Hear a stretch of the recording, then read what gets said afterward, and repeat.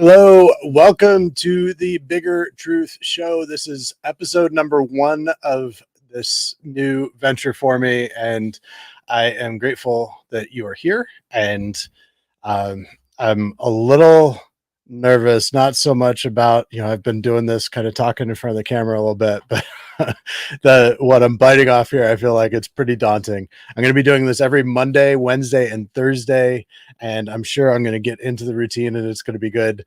Today has been quite a challenge being a Monday and just everything else, especially after an absolutely insane news weekend, just an absolutely crazy news weekend. So I'm going to break that down. The purpose of this show is I'm going to be looking at current events and what I think are some of the most important current events and how they fit into my research, which is really focused on how the deep state is engaging in psychological warfare against the right. And I think this is an incredibly important topic. I think here, us on the right, we tend to see very clearly the psychological warfare that's engaged through the mainstream media on the left and the lies that are pervaded there. But we don't see so much the lies that are given to us that are targeted and marketed directly towards us. And so that's a big part of what I'm going to be focused on, as well as sharing some rather large and kind of sweeping stories that I'm going to start chipping away at. And I've been pretty quiet over the last 2 weeks as I've been researching and learning some things that, frankly, in some ways, I kind of wish I didn't even know. And it's a little intimidating. When I got started on this, I said I would follow the research and follow the evidence wherever it led me. And so I've been wrestling with what happens when the evidence leads you someplace that you'd rather not go. And so I will be getting there. Today, what we're going to focus on in this episode number 1, we're going to be looking at what happened over the weekend and some of the things that happened there and things that I've been thinking about in response to that, as well as how that relates to what's happening in a few different states. We're going to look at Michigan, Arizona, and Florida primarily, and how that relates within what's happening within state parties to, I think, the bigger picture. So I think this is gonna be fun. Buckle up and let's go ahead and get started. I had some technical problems right before I started. That's why I was about a minute late, and it looks like I'm still having them. I'm almost there here.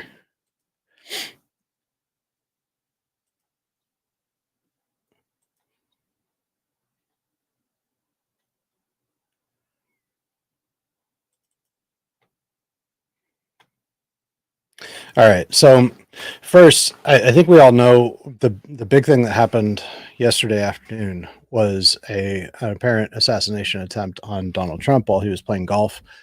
That someone apparently kind of snuck up near the golf course, poked his AK-47 through the chain link fence, and he was shot at and not shot. No one was injured, but he was arrested. And so we're going to be learning a lot more about that as we go.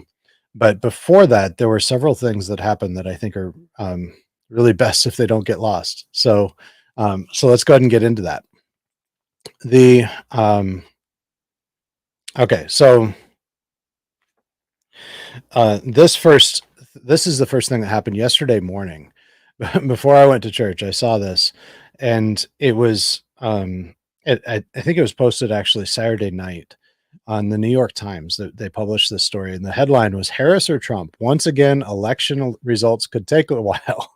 And this is really a narrative control where they are planting the seed of a narrative here, where they are saying that I'll read right here. It says, for the second straight presidential election, it's becoming increasingly likely that there will be no clear and immediate winner on election night, and that early returns could give a false impression of who will ultimately prevail, the New York Times reported. So they're right there saying that the result is essentially predetermined. They're saying that it's going to look like Trump won on election night, and then but that'll be a false impression. So they are trying to establish in advance how they might steal this election. I've talked about this in the past, where I believe the fraud was in the poll books and the inflated poll books. Here in Michigan, for example, we have more registered voters than there are adults in the state.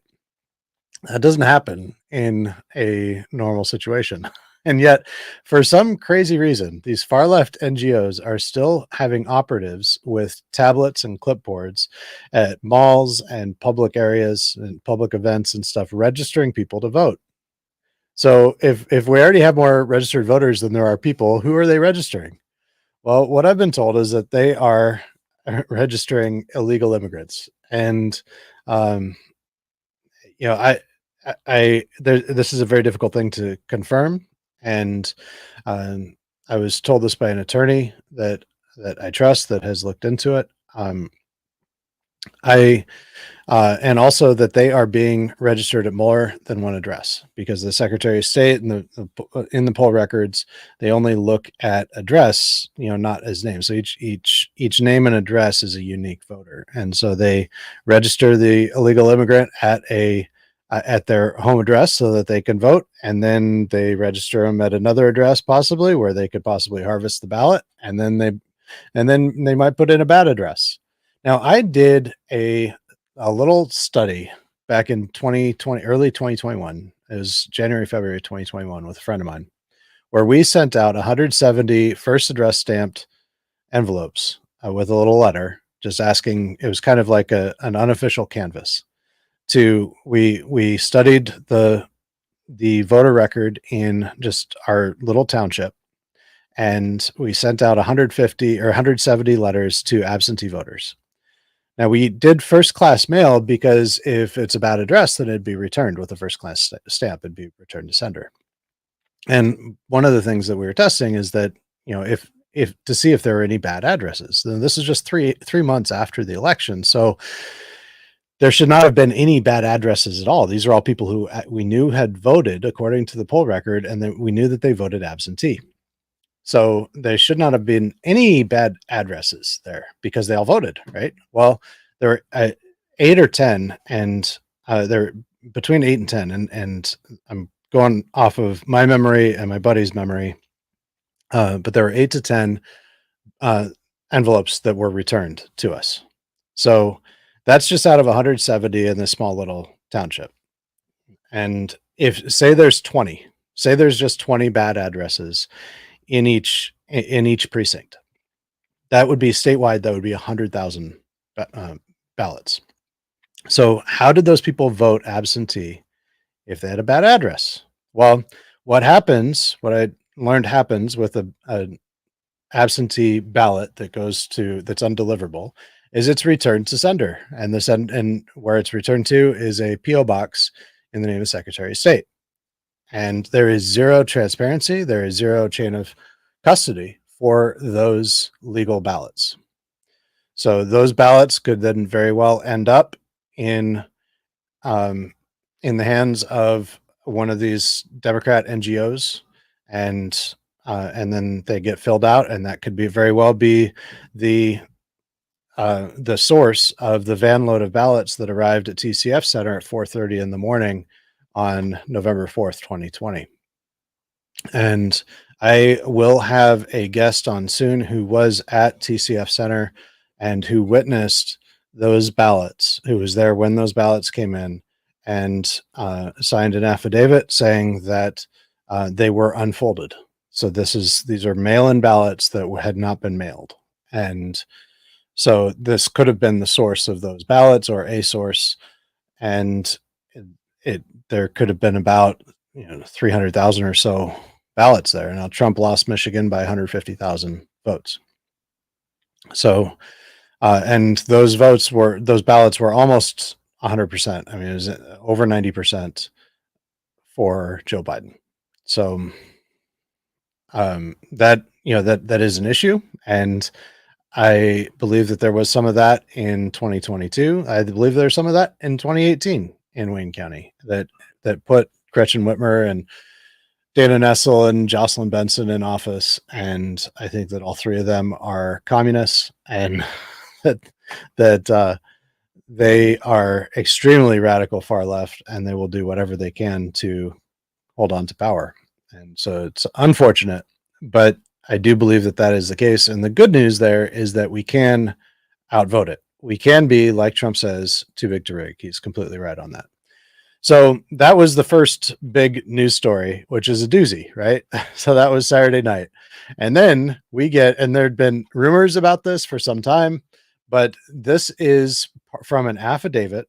And I'm going to make it bigger here. This was from an affidavit that was signed by a employee at ABC and who worked in ABC News and had worked there for at least 10 years.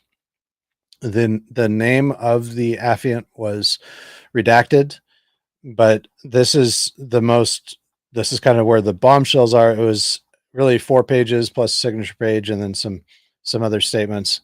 But here, this page 3 and 4, where the bulk of it is, one of the interesting things about this is he or she filled it out and signed it on the 9th, which was the day before the debate, which is pretty fascinating. So this person was very confident that there was going to be a problematic debate.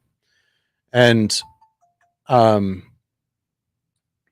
so the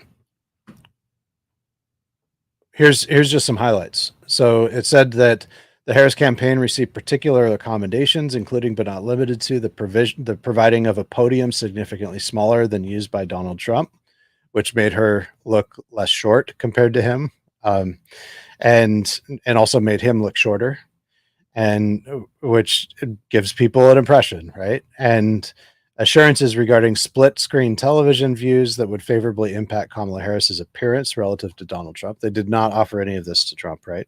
And then this second paragraph here on the left is very big. It was agreed that Donald Trump would be subjected to fact checking during the debate, while Kamala Harris would not face comparable scrutiny. This was widely known throughout the company that Donald Trump would be fact checked.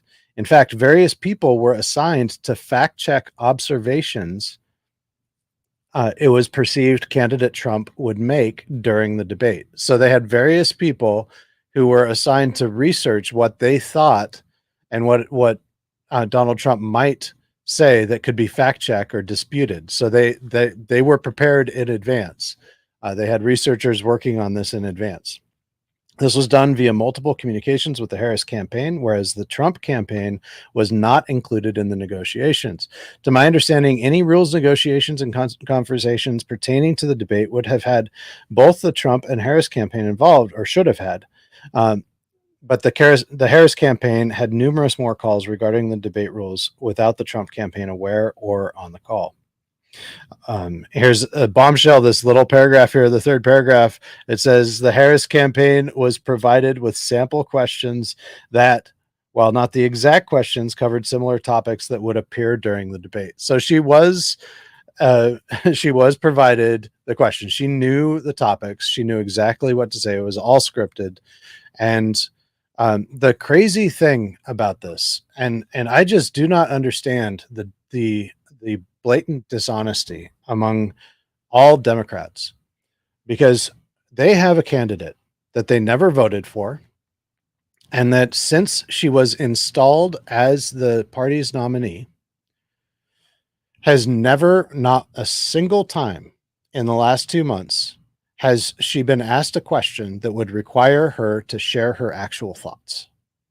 So we have a candidate for president of the United States of America who, by the time that the election rolls around and by the time people start voting just in a few weeks in early voting as it starts, will have never heard, because nobody really paid attention to her when she was vice president because she didn't do a dang thing except let in 21 million illegal immigrants. But we will see that, this candidate, people will be voting for a candidate who they have never heard what she actually thinks about anything. They will have never seen her being asked a question that would cause her to actually think about the answer, that she didn't know that the question was coming, that she didn't have a pre-scripted response to that question.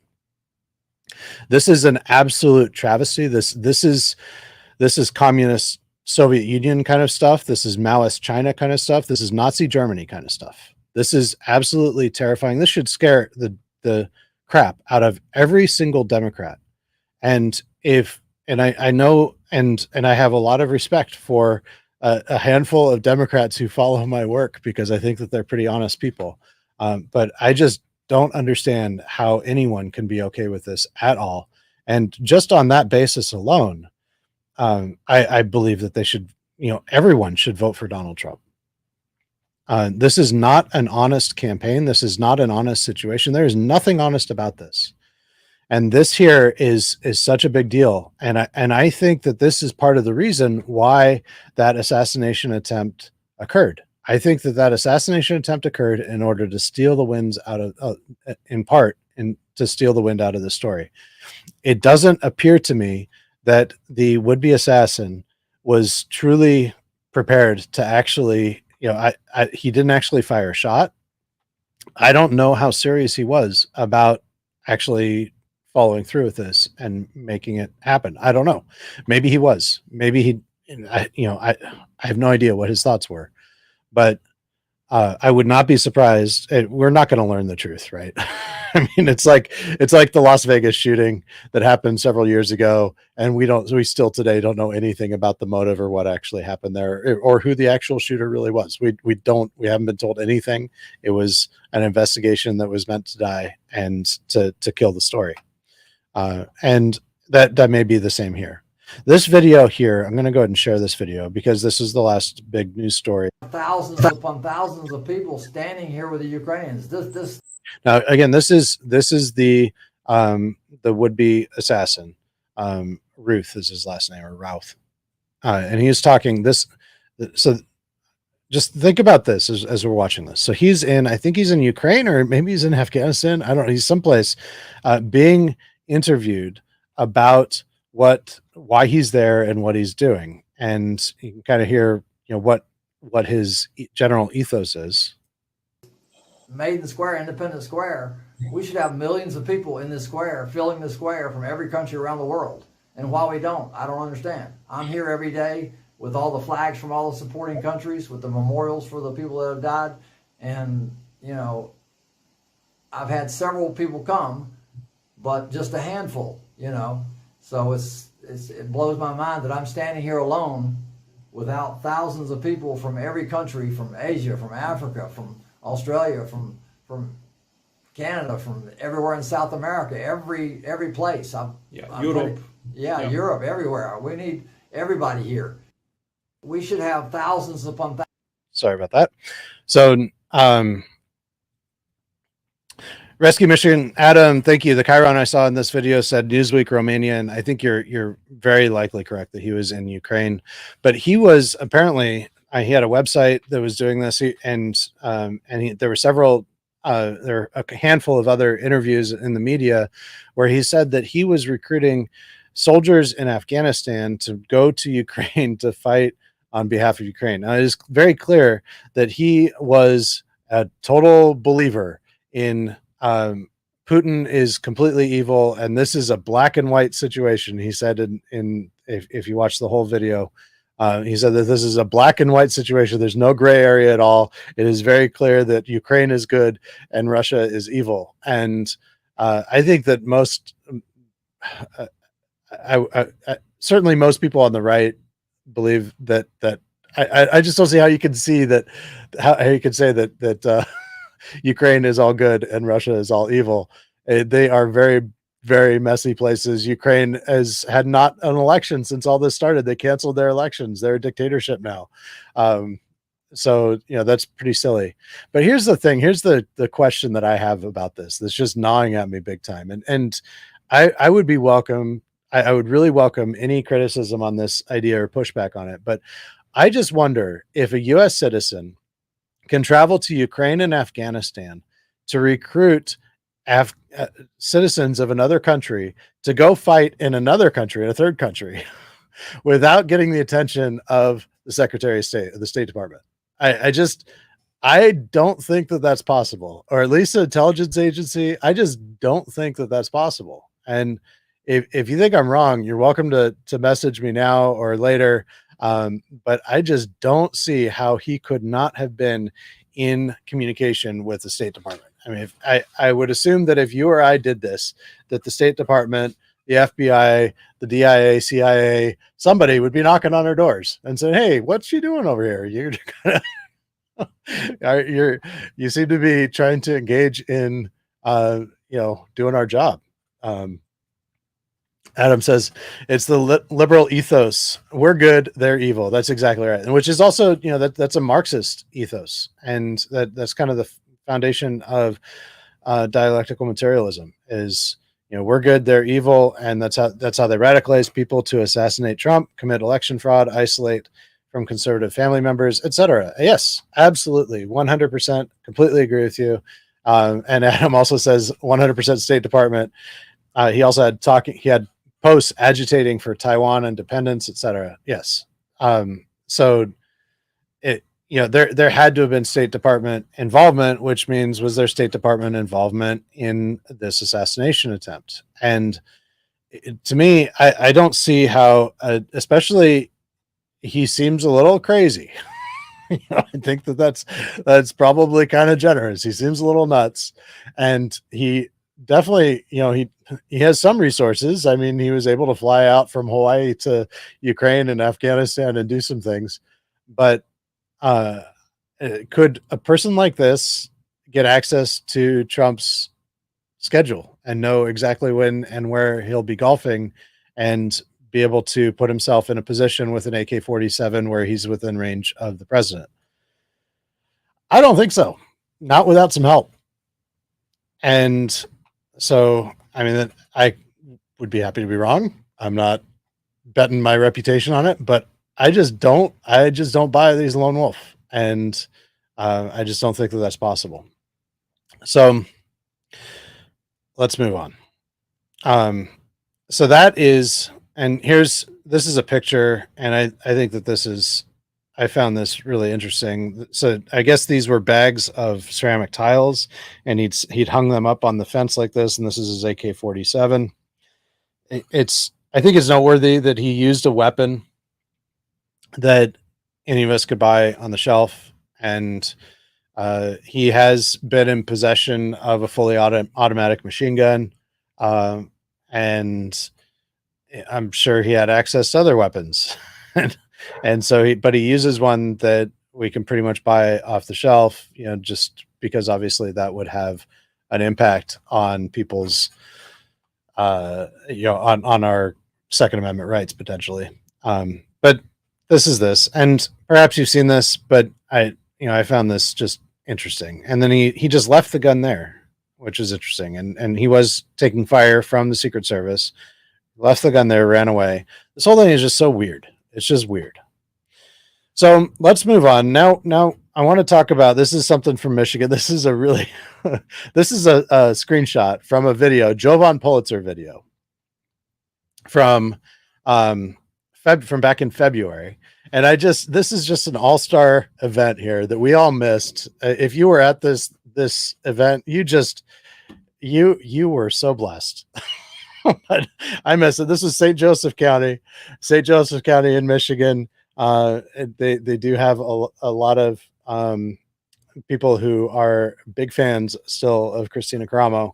But this event here in St. Joseph County, the Election Action Summit back in February, it had featured Patrick Colbeck, Dr. Frank, Sheriff Darleaf, David Clements, Joe Altman, Mark Fincham, and Stephanie Lambert. And isn't it interesting that 1, 2, 3, 4 of these people were very much involved and peripherally in Tina Peters' case as well. And then Mark Fincham was involved in this thing that happened just last week, where this viral video, and I'm going to be talking about that later this week, the viral video where some deputy police chief or assistant police chief got raided by the Tennessee Bureau of Investigation.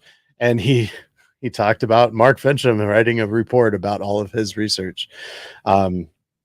It's a crazy rabbit hole. So I look forward to going down that one with you, but that's not what we're going to do today. Today, we're going to talk first. I just use this just to show how all these people are very much connected. And here's Pat Colbeck. He's the first on that list.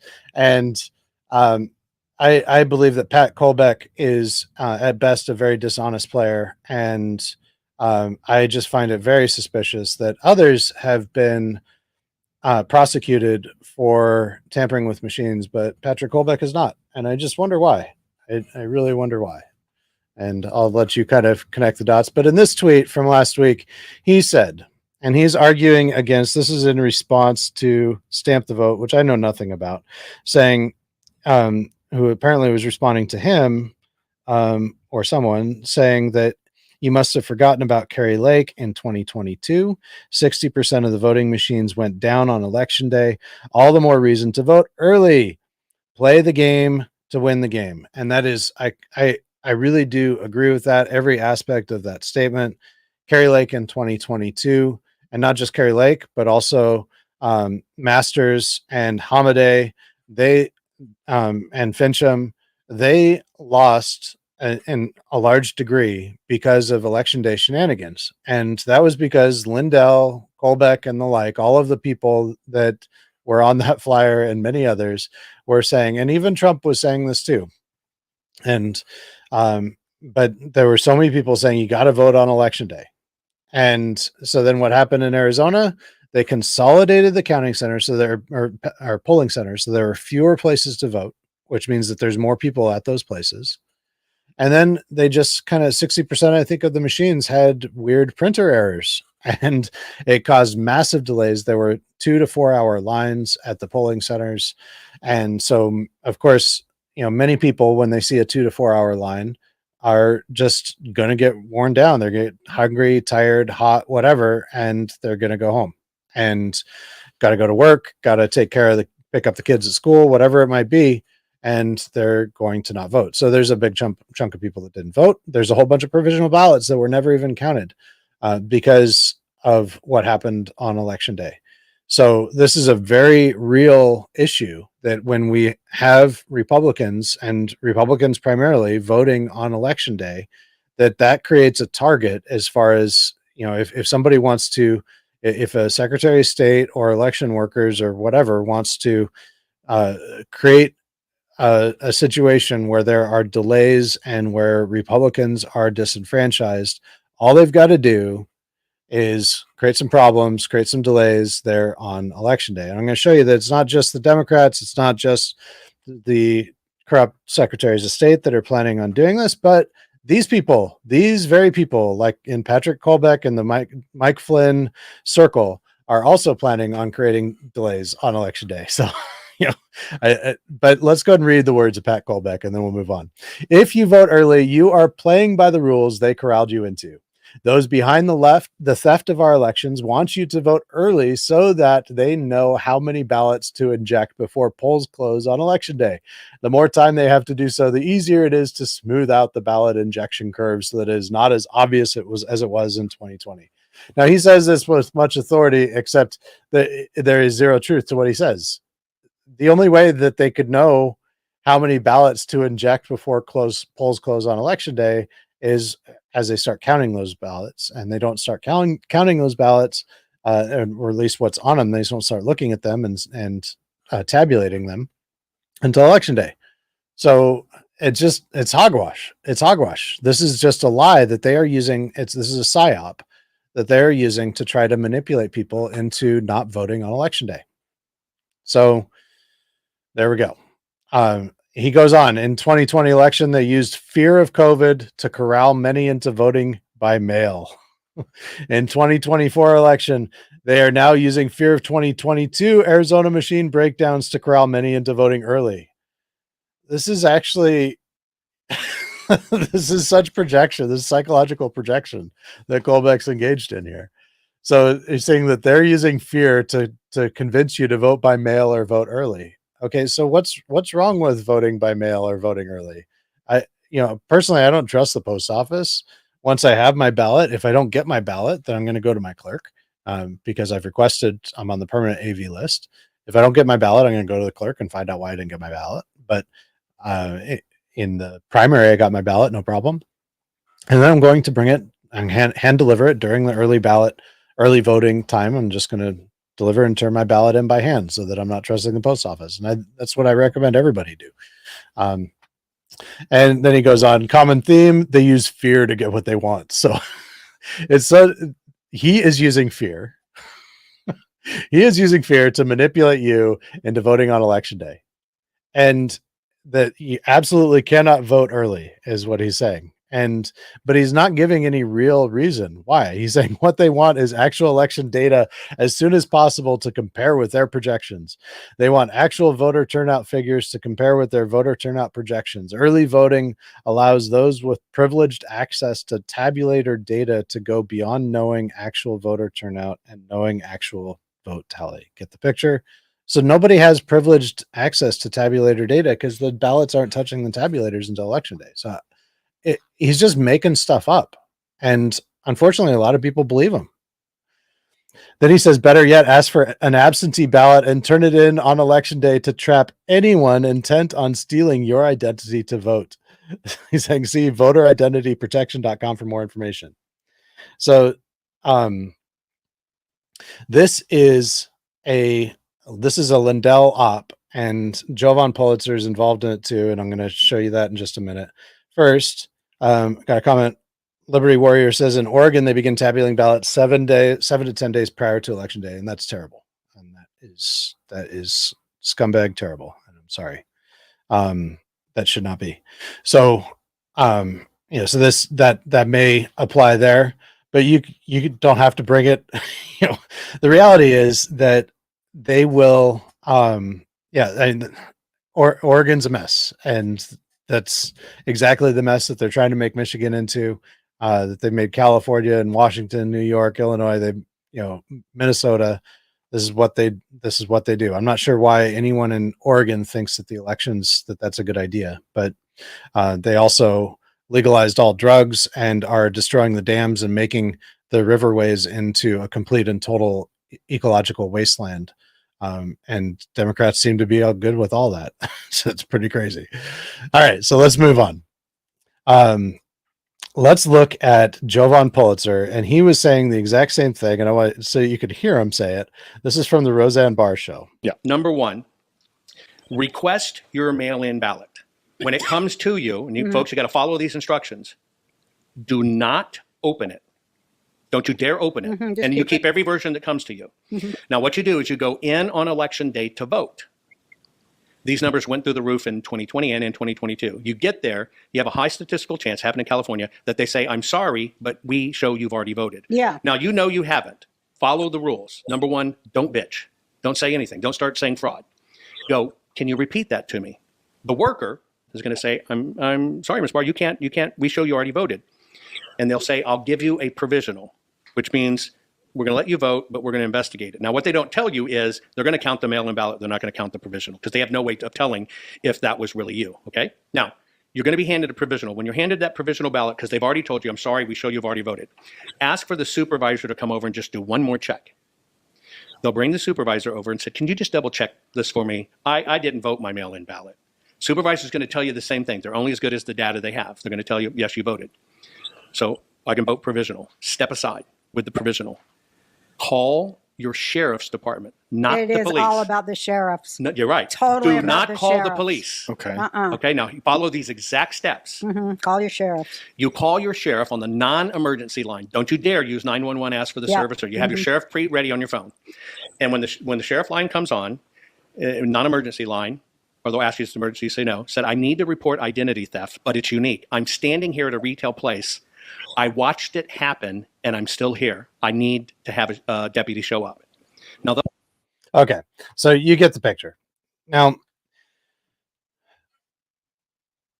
in some ways, this is not an absolutely terrible idea. But when it is a terrible idea when they're telling everybody to do it. So, if you have voted in the past couple election cycles, if you're a frequent voter, they're not going to try to do this to you because they don't want this to happen, right?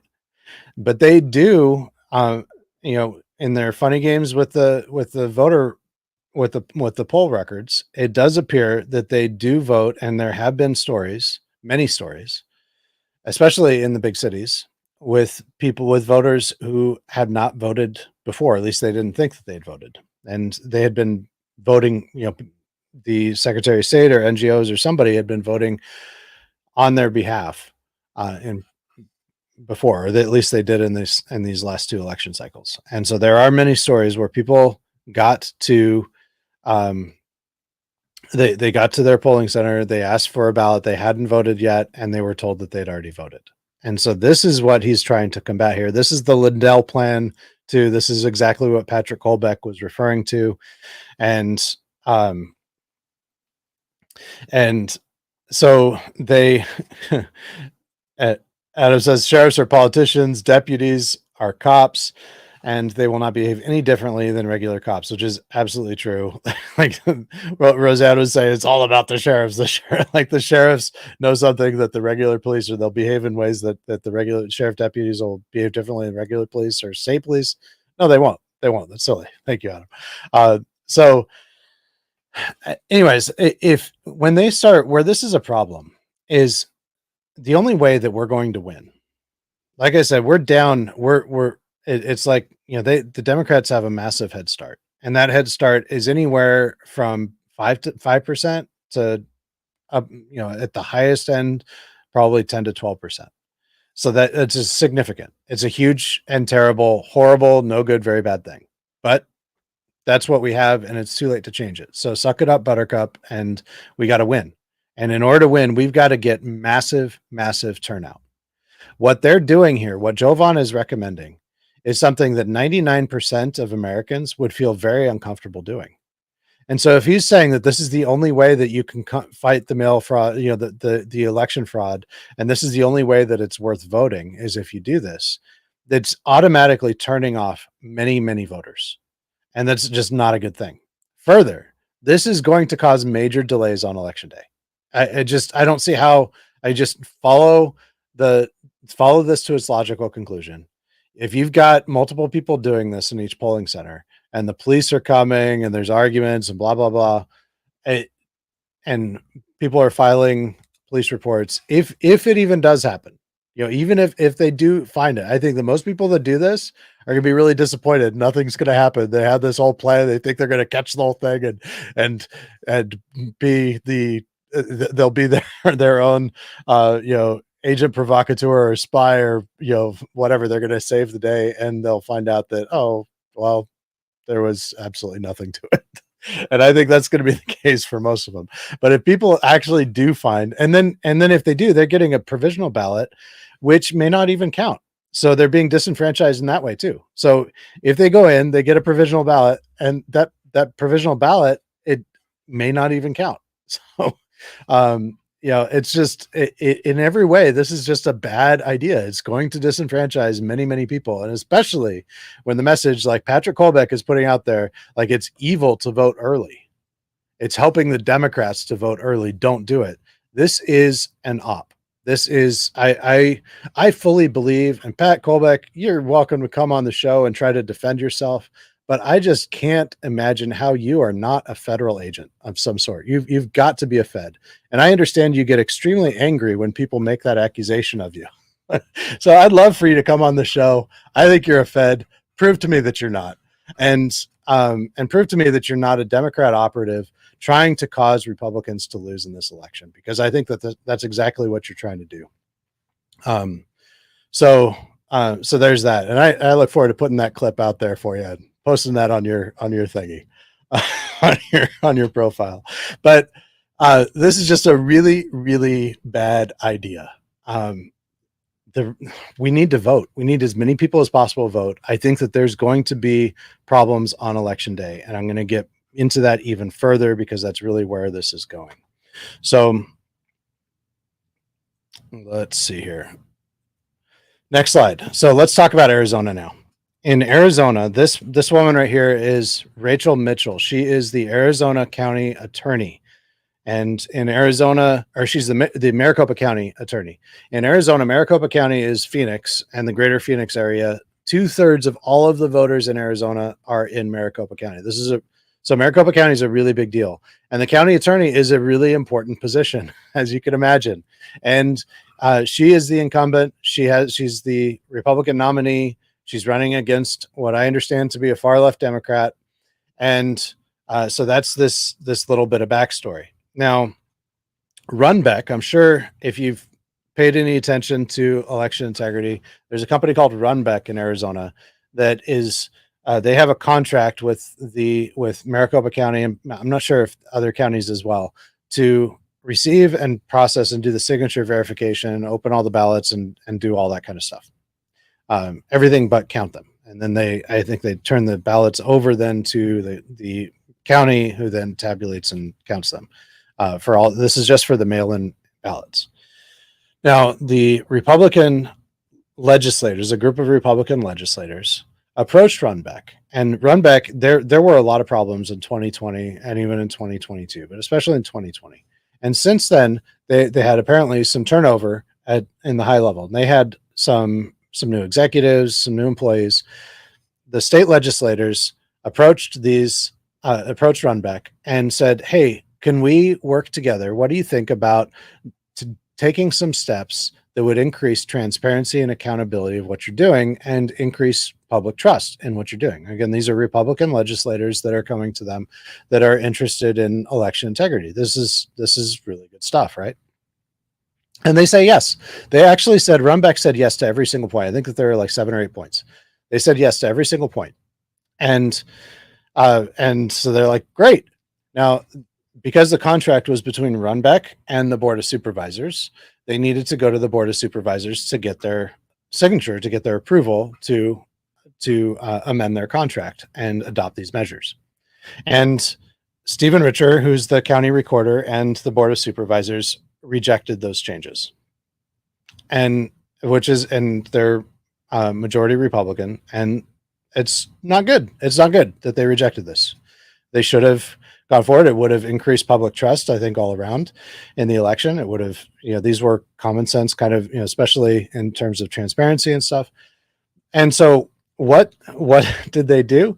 Alex Colladin, he's one of these that was leading, and he's close with Shelby Bush and all of them. He's kind of close with all of the players. The Republican Party in Arizona is dominated by I've called it the anti-Republican insurgent cult, the Flynn cult, that is within the Arizona Republican Party and really running it, and that I've described in all these different states.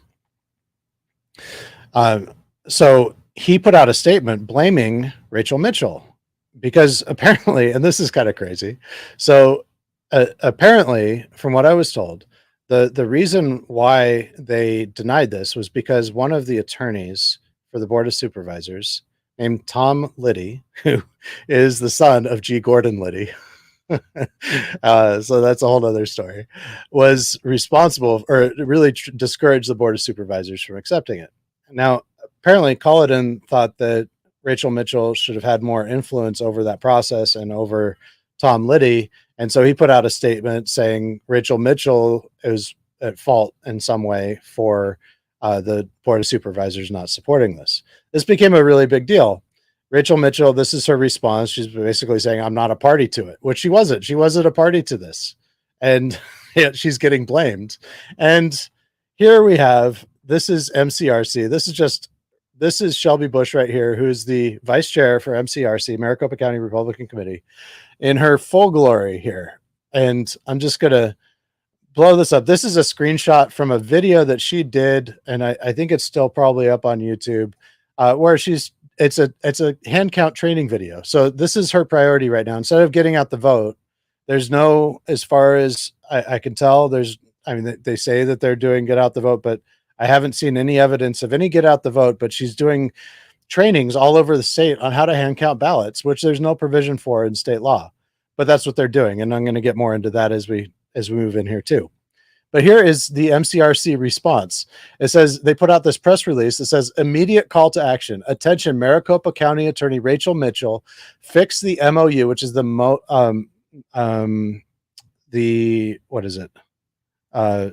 Memorandum of Understanding, which is this this amendment to the contract with Runbeck. So fix the MOU or we won't vote for you.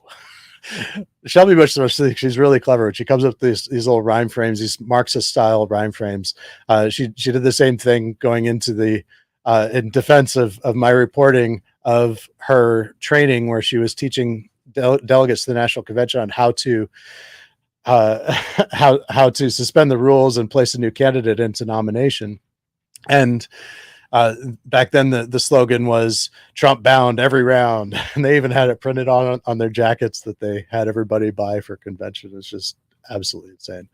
So fix the MRU or we won't vote for you. Now this is again, this is the Republican Party making this statement to an incumbent Republican running for a really critical office, telling her that they won't vote for her. So this is essentially an endorsement of the Democrat by MCRC 2 months away from the election. Just let that sink in for a minute. This is absolutely, absolutely insane. Meanwhile, she's not doing any get out the vote. Instead, she's doing hand count training. She is a Democrat operative. She's very close with Patrick Byrne. She apparently talks with Patrick Byrne every day, according to Liz Harris, and some recorded phone calls and text messages that I've published. This is crazy. This is absolutely the Arizona Republican Party is being run, and she's really wearing the pants in the whole party. Gina Swoboda is afraid of her. Gina Swoboda is the state chair. She is letting Shelby Bush run the show. And really the blood for the party is on her hands. They are holding the voters, the Republican voters, hostage, in my opinion. I don't think I can overstate this. Now, here's another example. This is absolutely insane. So they are doing, MCRC is doing a Lincoln Day luncheon on October 12th, just a few weeks before the election. Now, normally, Lincoln's birthday is in mid-February. And normally that's a good time for a Republican Party to hold a fundraiser. Lincoln Day dinner is the big fundraiser of the year for most county parties. And they do them in January, February, March, April, because they don't want to interfere. They don't want to take any energy out of candidates. And, candidates need to be the focus of a party, of a local party leading up to the election. But here they are selling tables 10 for $1,000 for a table of 10. And there's VIP seating or a VIP event with Laura Logan. And Laura Logan, of course, is the keynote speaker, just proving without a shadow of doubt that this is a Flynn op. Laura Logan, of course, is extremely close to Mike Flynn, Patrick Byrne, the whole crew. She is completely 100% compromised. She said multiple times after Christina Caramo was removed by the sane within the Michigan Republican Party, she said Christina Caramo is anointed by God. She tweeted that multiple times. And so here she is, and she's just very frequently at Mike Flynn's side. Here she is, the keynote speaker for this event on October 12th, just a few weeks before the election. And my question for Laura Logan, for Shelby Bush, for Gina Swoboda is, how on earth does this help Trump? Is there any way on God's green earth that this helps Trump? Nick Prill, my buddy, standing in the gap. Kent County Republican Party is also hosting a Lincoln Day dinner at the worst possible time given the upcoming election. Isn't that interesting? Kent County, of course, they just had, and maybe we can do a show here in the next week or so. I would love to, Nick, I'd love to have you back on, or have you on if you're willing, and talk about the absolutely insane meeting that Kent County Republican Party had after the state convention, where they basically kicked out a whole bunch of people and took over the party and said that that's what they were doing. It's just, how that helps, how this helps Trump, how this helps Republicans, how this helps the party. It doesn't. And that's the answer. It doesn't. The only way that this makes sense is if you look at this as a Democrat led a deep state insurgency that is trying to destroy the party from within. Here's just another example. This is Shelby Bush, and this is fascinating. We're going to talk a lot more about this in the future, but here we go. But let's pretend that this gentleman over here was running for county recorder. And he's a good Christian man that believes what we believe. But we can work with that, right? We can. That's unity. That's saying, hey, we're going to shake hands and we're going to agree that we're going to run a good Christian foundation campaign and we're going to treat each other well and we're going to get through this together, right? That's unity. By the way, I don't know what Shelby Bush knows about what makes one a Christian. I would really love to hear her explain the gospel. If there's anybody in Arizona that has the opportunity to ask her that on camera, I would just love to see Shelby Bush explain the gospel. But if Stephen Richer walked in this room, I would lynch him. I don't unify with people who don't believe in the principles we believe in and the American cause that founded this country. And so... Okay. So, and along those lines, I think that this is this is a verse I am reading, and my pastor right now, I go to a Baptist church, and we that I belong to. It's just a precious, sweet little church, and I love it very much. And the pastor, he tends to preach through the Bible, verse by verse through the Bible. Right now, he's preaching through 1 John, which is an amazing letter, and it's all about assurance of our salvation and how to fulfill God's commandment to love each other, and which is really what Christians are commanded to do, right? I mean, we're commanded to love each other. And there's a verse that I just want to read really briefly, because all of these people who claim to be Christians and Christian nationalists within Republican parties, they need to really consider the weight of this verse. This is 1 John chapter 2, verse 11. But whoever hates his brother is in the darkness and walks in the darkness and does not know where he is going, because the darkness has blinded his eyes. And that 100%, that verse right there explains what is going on in the Christina Caramo needs to study this verse. These people, if they care about their being right with the Lord and their salvation, they need to read that verse. Otherwise, they are a hypocrite and they are walking in the darkness. And even worse, they are leading others into the darkness. And these people are marked by hatred, and they twist scripture in order to, just like this, calling for somebody to be lynched because, and Stephen Richer, by the way, is a Jew. And so they are, she's openly calling for the lynching of a Jewish Republican. And by the way, Stephen Richer is a very complicated story, and I am very excited hopefully in the near future to do a full episode about Stephen Richer. And this is just a teaser. He is not who Shelby Bush is saying that he is. He is not who he says he is. He is not who the media says he is. And this is going to be a really fun story. So I'm just going to leave that teaser, because whether you're in Arizona or not, I think that this is a fascinating, crazy, confusing story. I will call it right now. I'm just putting it out there. The curious case of Stephen Richer. So let's get back.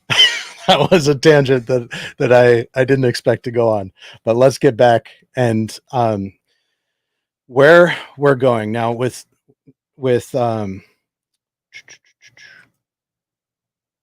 want to go to Florida now. And in Florida, this is a really big deal. Florida has 30 electors. It's twice the size of Michigan, more than 50% larger than Pennsylvania. It is such a key state for Republicans. The Republican Party of Florida has been rocking and rolling. They are responsible for flipping the state from blue to purple to red. The people that have been there for more than a decade are warriors. They know how to win elections for Republicans. They've been doing it. And here we come, Flynn running the Florida Republican Assembly, and these Trump clubs, which are so just insane to me. There's these Trump clubs in just about every county or community. They're all over the place in Florida. And Trump has nothing at all to do with them. They have nothing to do with Trump. They say that they like Trump, just like everywhere else. They say that they love and support Trump, but their actions show otherwise. And I have a close friend who spoke at a Trump club that has a membership of about 1,500 people. And this Trump club, at the speaking event, my friend said, make sure you get out there and vote early. And this is, and not only vote early, but work the polls. If you really care about election integrity, the best thing you can do is work the polls. And it was the crowd was kind of silent about that. And she actually got a call the next day. My friend got a call the next day from the director of that club. And then from what I understand, what I was told is that she basically said, the director said, well, we don't do that here. I was really taken aback by what you said. And she said, well, what's wrong with what I said? And she said, we don't tell people to waste their time. She said that that she actually believes that there's going to be some sort of a black swan event, and that the election's not even going to happen on November 5th. That she said the actual election is actually going to happen on November 7th, and it's going to be a hand-counted election. And November 7th is a very patriotic day for that to happen, because that was the date of our very first election for this country, when George Washington was elected. And so you think about, okay, so by definition, a black swan event is something that nobody anticipates. So how could they be anticipating a black swan event? Well, I think that they are, because this is a Flynn org. These Trump clubs are very closely connected to Flynn, and the same thing has been going on across the country. And I think that the same narrative. This is the reason why Shelby Bush has been teaching hand counting. And this director in Florida of the Trump Club in Florida told my friend that all they plan to do between now and the election is teach people how to hand count. So they're not doing any get out the vote. They're not encouraging anybody to vote early. They're telling everybody to vote only on election day. And they're teaching people how to hand count. Not only that, but they're saying that you don't even have to vote on election day, because something's going to happen and the election's not even going to happen on election day. So don't even plan on voting on election day. This is so crazy. This is so crazy that I wish it were a joke, but there's something seriously wrong going on. There's a fellow named Mark Cook, and he sent me a somewhat threatening text message saying that he wants to look me in the whites of my eye after I showed how he was connected in one of my podcasts. I showed how he was connected to Tina Peters, and he's from Colorado, and he openly admits that he's very close with Tina Peters, and he's running a thing called the Hand Count Clown Show. I'm sorry, the Hand Count Roadshow. I'm sorry, the Hand Count Roadshow, and it's not a clown show. And he has been in Michigan. From what I was told, he did many events here in Michigan, and he lives in his RV and he travels around the country teaching people how to hand count ballots. So he's a lot behind all of this. In Michigan, it's illegal for just normal citizens to touch ballots. So I'm not sure how. Basically, they're encouraging people to break the law, or something, or telling them that they better get prepared for something. And Catherine says, hi, Catherine. So there is, there's something really, really nefarious going on here. And I've talked quite at length about Ivan Raiklin and his rhetoric, and how he is clearly trying to incite violence either right before or right after the election. And I'm just wondering if it's not on election day itself is what they're planning. And that I'm going to go back to Jovan, and I'm going to skip to the end of this video and talk about one thing that he is advocating here that is beyond dangerous. They'll send you a deputy. Let's see here. Skip last couple minutes of this video. Election officials, my Secretary of State, you can do all of them and should. And I want to temporarily restrict them from printing the ballots. Why? Okay. Because might be led to believe they can vote, and that's subject to immediate deportation. Now, what you've done is you've played the victim card for the migrant. Now, what you're doing is you're taking that piece of paper. You do not need an attorney to do this. And you can file for what's called a TRO, a temporary restraining order. And you can go down to your courthouse, see a judge, and I want to file a temporary restraining order on my county election officials, my Secretary of State. You can do all of them and should. And I want to temporarily restrict them from printing the ballots. Okay, so let this sink in, okay? here we have Jeffrey Filia, who's now changed his name to Jovan Pulitzer after he lost $185 million of his investors' money inventing on his invention, the QCat, which Time Magazine named as one of the 50 worst inventions of all time. This is Jovan Pulitzer. This is who he is. And then he was apparently an expert in paper ballot or bamboo fibers, and he was able to. He claimed all these things. He said that he had invented the QR scanner, which he hadn't, and just he was also a treasure hunter, and he claimed that a souvenir sword that was bought in a souvenir shop was this ancient Roman relic, and so yeah, this is who he is. This is his background. And now his thing is he is telling people to go into the polling center on election day. This is on election day. He's saying to do this. He's saying what earlier in this video, he goes into, I'm sparing you a little bit. He goes into detail about what state and national federal laws to cite, saying that that foreign citizens are not allowed to vote in our elections. And then he's saying, unless you can prove to me that illegal immigrants are not voting, you need to shut down the polling center. And then he's actually telling people to file temporary restraining orders on election day with the Secretary of State and the local recorder or clerk, and the polling center to try to shut it down. So he just said earlier in this video, he just said that everybody needs to vote only on election day, that you can't vote early. And then he's saying that you should also go down and shut down the polling center. I mean, do you see how insane this is? He's telling people to shut down, to basically be terrorists and to shut down the polling centers. Why? Because they can't confirm who is an American citizen or not. We have an unintended loophole which could lead innocent people to believe they can vote, which will subject them to deportation, which increase my cost and damages. We need to suspend the printing of the ballots and verify our voter rolls are truly American citizens. And everybody should do this in their own city. Bravo, boy, you went down that Everybody wormhole should do and it.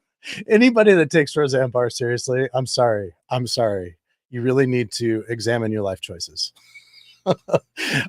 Anyone who takes Jeffrey Filia seriously should really examine their life choices. And his followers are the most cult-like. It's crazy. They are so devout.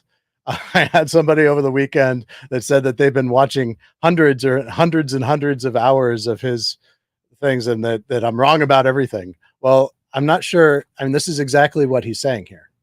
And I'm not putting words into his mouth. He is telling people to file temporary restraining orders on election day to shut down the polling centers, after he's also telling them that that everybody can only vote or should only vote on election day. So they are creating, and so it goes, it's even more than that. I'm going to read to you from some text messages that I received I have a good friend here in Michigan that she moderates Telegram channels, conservative Telegram channels in Michigan.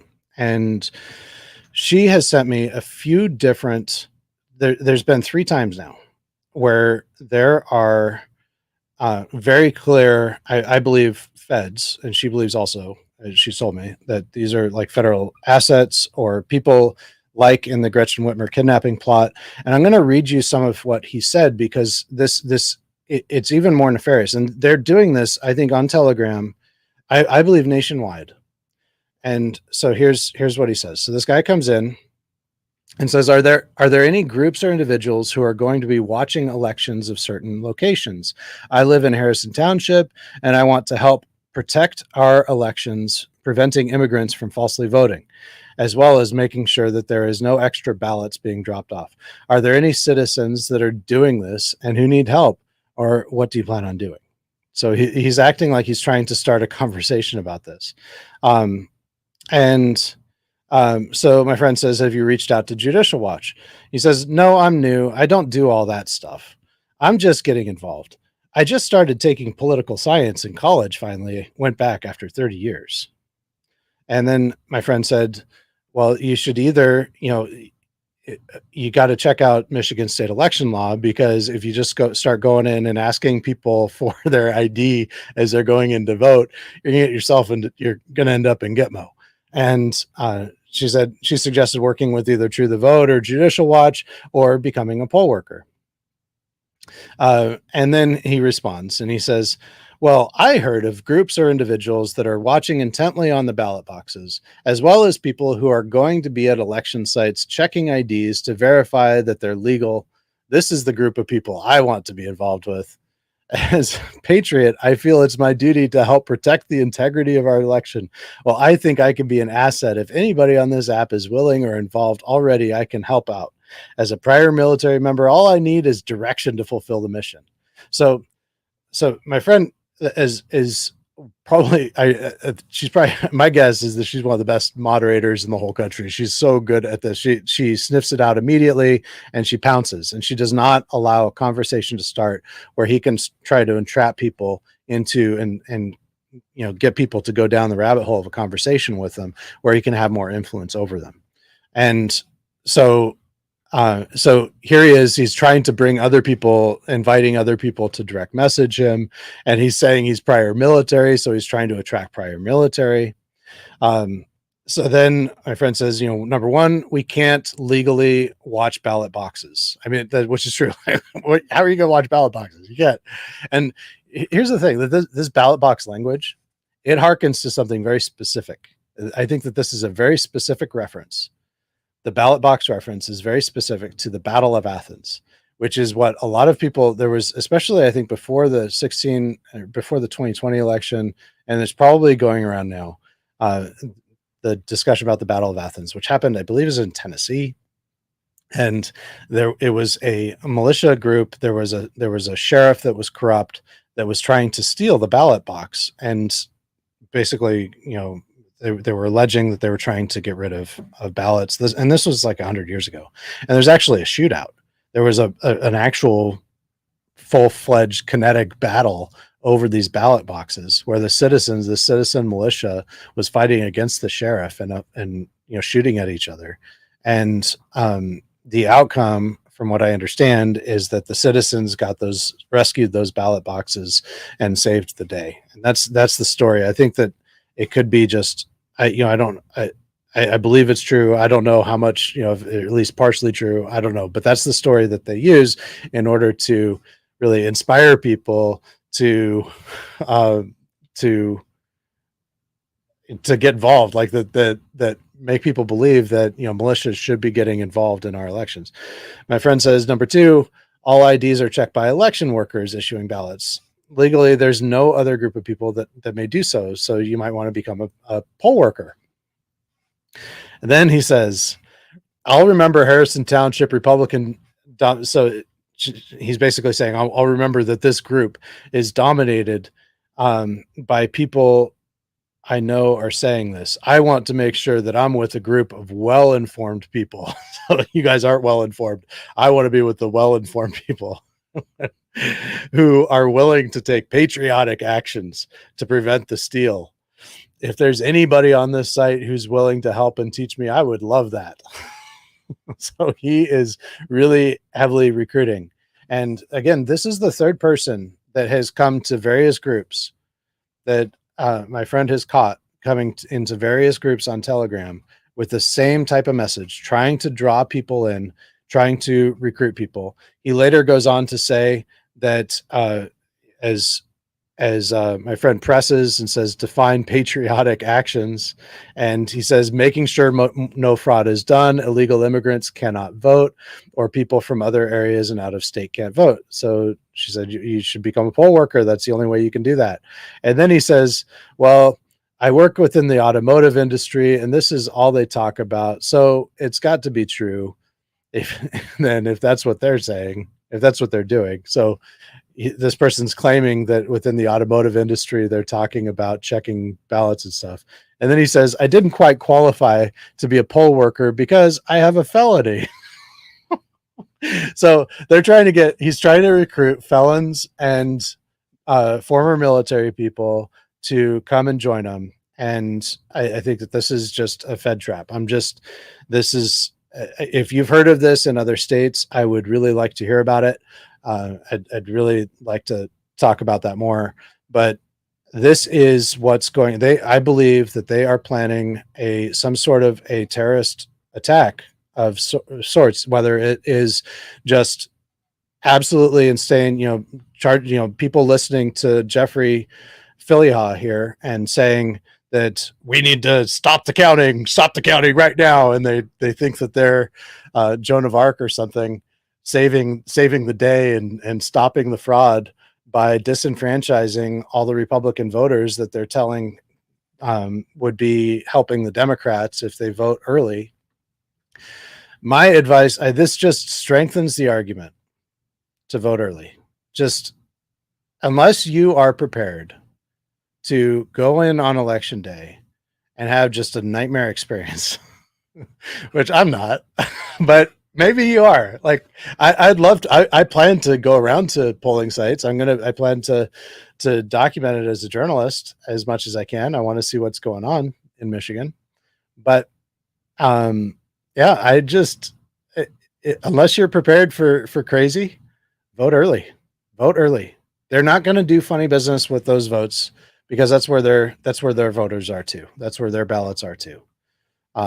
So an early vote counts the same. Now I've seen the argument that there's no chain of custody with the mail-in ballot, so we shouldn't even buy into that system. I think that's as a philosophical argument, it makes sense, but as a practical political argument, it doesn't make any sense at all.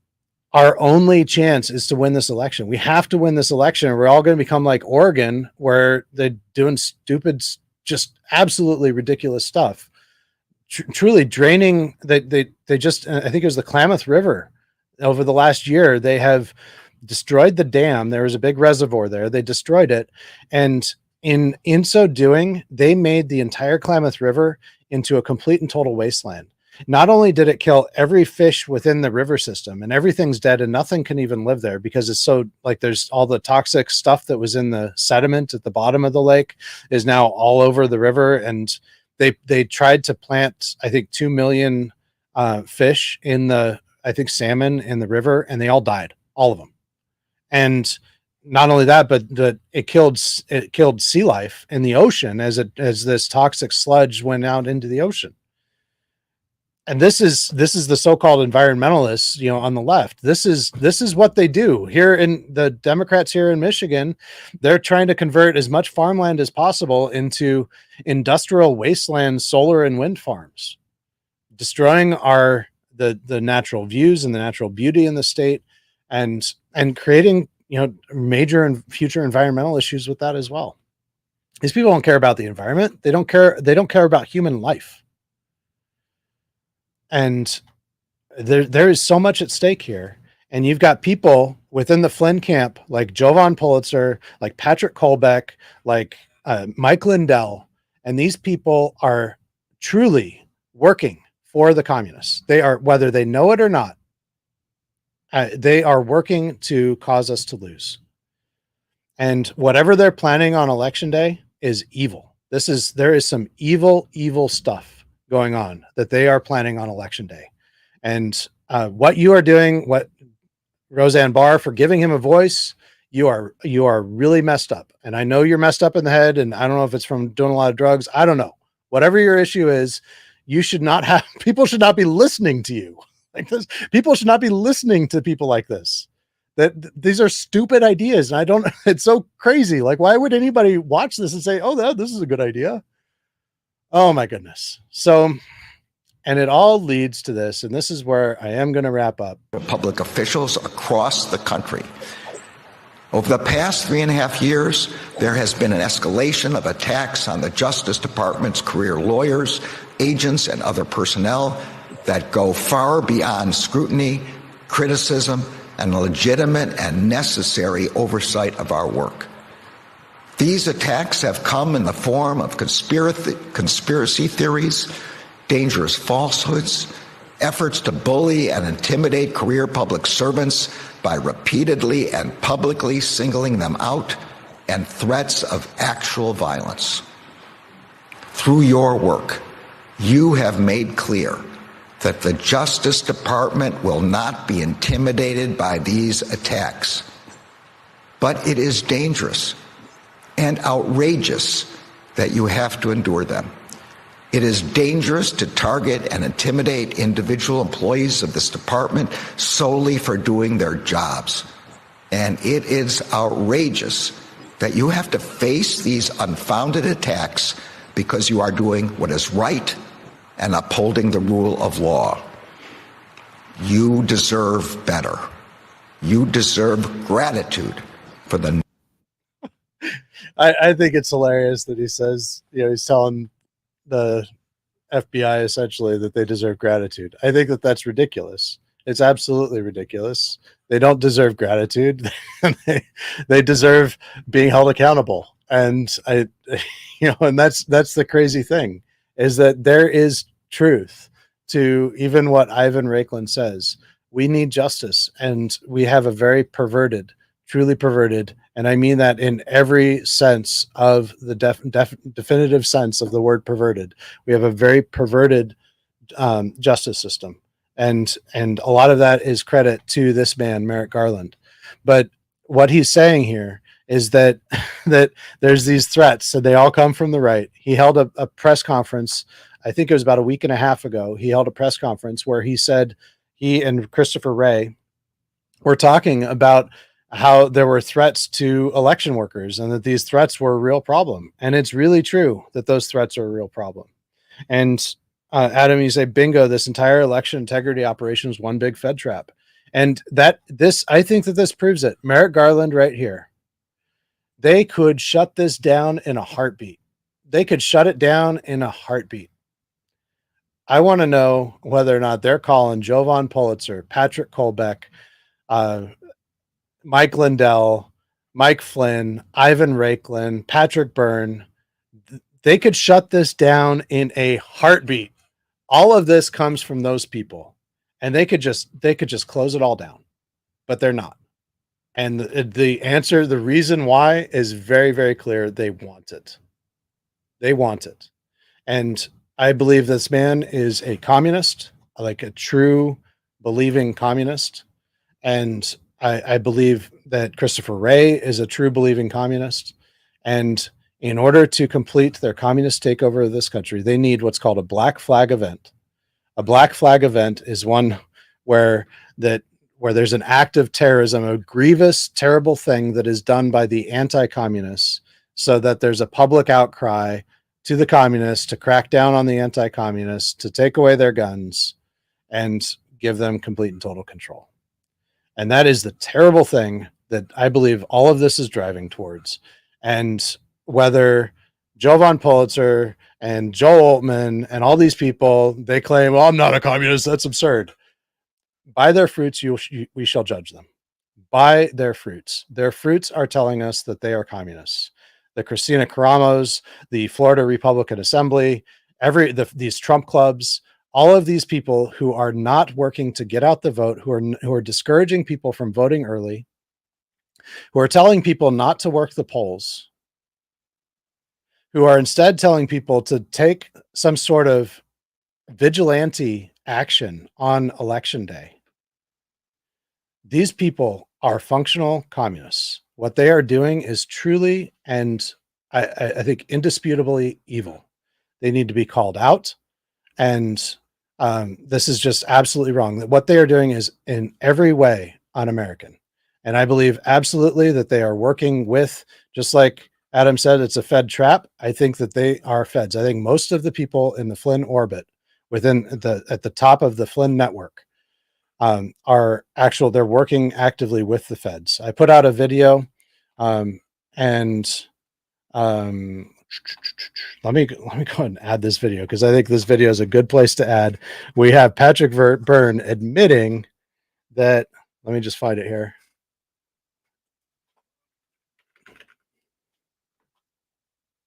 Here it is. Too. I'm a flag-waving hippie like Jerry Garcia. I'm a citizen, and I think that as a citizen we have duties too. And if everybody helped out a little bit when they had a chance, life would be much easier. I've helped out. Okay, so this video was done in August of 2019. This is Patrick Byrne just, I think within days of being essentially forced to step down from Overstock.com, which he founded. He was the CEO. He was forced to step down because it came to light that he was having an affair, a long-term affair, as an FBI asset. So he was working on behalf of the FBI, possibly the CIA, but certainly the FBI. He admitted as much, that the FBI told him to have this affair with a Russian spy named Maria Butina. And that came to light, causing him in August of 2019 to step down from Overstock. So he's saying if everyone would just help out, then the world would be a better place. What he means by helping out is helping out what he calls the men in black, which is the FBI. So let's listen more. Twice in my life. Once when a friend of mine got murdered, I helped a guy named Brian Williams, and if you Google his name and mine, you'll find this story. A friend of mine was murdered. I helped the feds bring the murderer to justice, and it was my honor to help them bring the murderer to justice. And I helped them back 2005 to 2010 take down Wall Street. And both catching my friend's murderer and taking on Wall Street were consistent with my values, and it was my honor to help the men in black then. And it was just this third time they came to me, and I got some requests. I didn't know who the hell it came from, and it was fishy. And 3 years later, I'm watching television, and I realized who it was. It was Peter Strzok and Andy McCabe. And okay, so he admits there that he was taking orders from Peter Strzok and Andy McCabe and the FBI. That's who these orders came from. By the way, just to make clear, that's not a Make America Great hat exactly, is it? No, it isn't. What is it? Make America Grateful Again, correct? Right, with a Grateful Dead Steely. Okay. Look, when you see these lights or so. Yeah. Right. Yeah, I don't think he's sober. I really don't think he's sober in this. Jonathan, go ahead. Patrick, very briefly, it's Jonathan Honig. Thank you for being with us. I think to Zach's point, you were CEO of a publicly traded company. You started the company. It's hard to see how some of this didn't have some impact on shares. I know there was a Deep Capture, which is a website that you were involved with that had some legal troubles. This might sound a little curt. I lost a suit in Canada. It lost a lawsuit in Canada. You're a journalist. You're supposed to defend the First Amendment. I didn't even have to do that. I have the same journalistic protections as the laws protect you. I didn't even have simply to fight for free speech. I took that case on in Canada. You're a journalist. You should stand up for me on something like that. Well, let me ask you just briefly, because you were with legitimate law enforcement. I helped them. It turns out I was a tool in a game of political espionage. I didn't know that. I only figured it out last summer. I thought that I was doing something legitimate, and a tiny little thing on the side that took me a little bit of time away from the office. And it turns out it was political espionage. I only figured it out a year ago. Yeah, Patrick. And by the way, for those who don't, know, hold on a second, guys. Who was asking that question? What's the name of that fool? That was Jonathan Honig. But okay, so what's the name of that fool? So he even says that he was a spy. He was engaged in political espionage, but he didn't even know it at the time. Like, please. He was taking orders from Peter Strzok and Andy McCabe, but he says he didn't know it at the time. In his book, he also admitted that in 2015 that he was told by a group of senators who I believed included McCain and Arlen Specter. This is just, I'm speculating, but I believe it was McCain, Specter, and possibly Lindsey Graham, maybe some others, that charged him with a mission. He said to investigate corruption, which I don't believe for a heartbeat, because what has he done to actually expose corruption? But he said that he was given great latitude, meaning he could break the law and do whatever. And we've seen that. He set up Tina Peters. He should have been the one being charged. He set up Tina Peters. Not only that, but just days before Tina Peters' trial, he said that the judge needs to drop the case. And if not, if Patrick Byrne has anything to do with it, the judge is going to be met with piano wire and a blowtorch.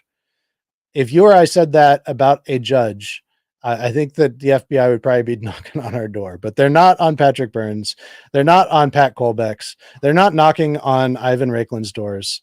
And again, I think that this is an operation that is truly, truly twisted. They are trying to destroy the Republican Party from within. They're trying to destroy Trump's chances, do as much as they can. I think that they're on this, even on the same side as the people who are responsible for these people going out and taking Trump's life. And I know that there is nobody who would have benefited more personally and politically from Trump's assassination had it happened before the national convention than Mike Flynn. He was fully prepared, as I've documented, to take control over the national convention from the floor. He had the people, he had the delegations, the control over the delegations to do so. And they had the plan, as I exposed in the training meeting that Shelby Bush had. I don't think that they knew that that was the plan. I don't think that Shelby Bush, I'm not saying that Shelby Bush knew that Trump was going to be, that there was going to be an assassination attempt on his life. I don't think that she knew that. I think that she was just, Patrick Byrne here told her that it was going to help Trump in some way. And for whatever crazy reason, she believed him. And, you know, we have a network like this of handlers, running operatives that it's sick and it's wicked. And I'm going to continue to do. And this is the reason why I have started the show. I am really just scratching the surface here today. There is so much more. And I hope that this is valuable to you. Thank you so much, Mama Dukes. God bless you too. And God bless each and every one of you. Again, I want to end with something positive. We can win. They would not have made another attempt on Trump's life yesterday if they weren't completely afraid that we could outvote their fraud. Trump is 100% right that we can and we must be too big to rig. Make your plan now to get on the permanent AV voting list. Someday in the future, if we elect Republicans and we, by doing the hard work of winning elections, because it is really hard work, if we're able to, through the hard work of winning elections, change our state by state, change our election laws so that we have more protections, more transparency, and we only vote on one day and everybody goes on election day, I'm all for it. But until then, we've got to be strategic. And I think that the best thing we can do is to vote early. And so I really encourage you to do that. And I encourage you to get trained now. Go to your local clerk and ask them how you can work the polls and get trained now. There's levels of training. Get as much training as you possibly can so that you know what's going on. You can work with an organization like True the Vote or Judicial Watch, and you can they offer additional training. It's good to work with an organization like that because they too have an attorney or have attorneys, multiple attorneys that you can report to when you see something. It's also good to work with the state party or with the county party. So if your county party is, because some of these, like this Trump club in Florida, some of them just don't care about being a poll worker. They don't really care about election integrity, even though that's all they talk about. All these people are bananas. So speaking of which, I am going to go and I'm going to go get some nutrition. Thank you all very much. And I look forward to next time. So next Wednesday at 3 p.m. And it's going to be I'm hoping to get a guest, a really good guest, and I'll announce it in advance once she confirms, somebody that I haven't interviewed before. But I think you probably know her. So I'll leave it at that. Until next time,